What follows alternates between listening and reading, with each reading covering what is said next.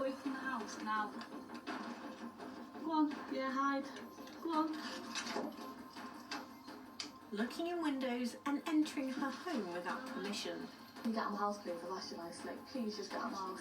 You've had 10 minutes. These are just some of the events that took place in the days before Kerry's home was broken into and she was attacked by her ex-husband in May 2022.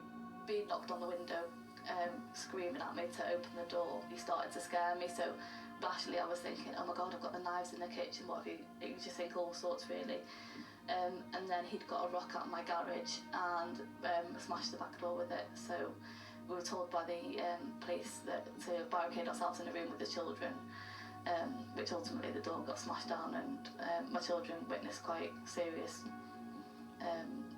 punches being thrown. Kerry's ex-husband was arrested and convicted of assault, controlling and coercive behaviour and stalking. Kerry's since moved on with her life. However, she wants to share her experience of domestic abuse to encourage others to spot the signs.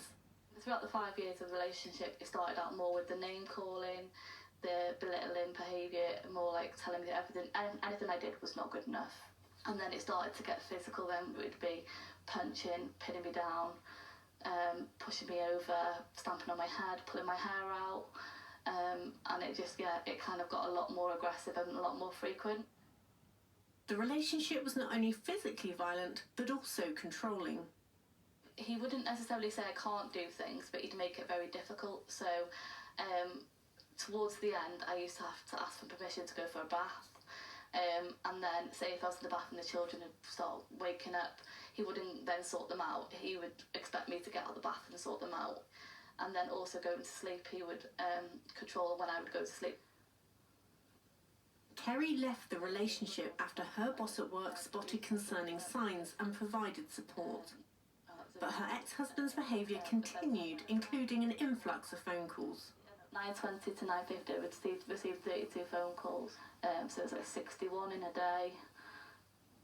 She made notes of the behaviour and started to report to the police. At 31 years old, I took out life insurance, I took out a will to protect my children if anything did happen to me. Because you thought something might happen at the hands of him? Yeah. So then I got to the point where I was like, I wanted to end my own life. And so I had to leave for my children in order to survive. I know it sounds quite, for me, I think, it sounds quite dramatic, but it literally was how I was feeling at the time. I could not survive being there any longer. Kerry's story sadly isn't unique. In July, the National Police Chiefs Council declared violence against women and girls a national emergency. They say 3,000 reports are recorded every day by police forces in Wales and England. That makes up 20% of all recorded crime. Amanda Blakeman is the Chief Constable at North Wales Police and the Wales lead for violence against women and girls. Well, I commend Kerry's bravery and courage in speaking out. It's not an easy thing to do. I would hope that Kerry's story gives that confidence to people as well, that if they ring us, then we will listen, we will look at action, we will look at support. When it comes to violence against women and girls, it feels like there's been a bit of a spotlight on it recently in the media. I'm sure you obviously see this kind of stuff every day, but certainly there are news headlines calling it a crisis, an epidemic, a national crisis, a national emergency.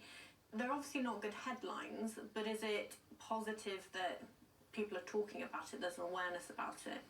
I think it's got to be positive that people are talking about it, because that's the start of educating society around what is acceptable and what isn't in terms of violence against women and girls.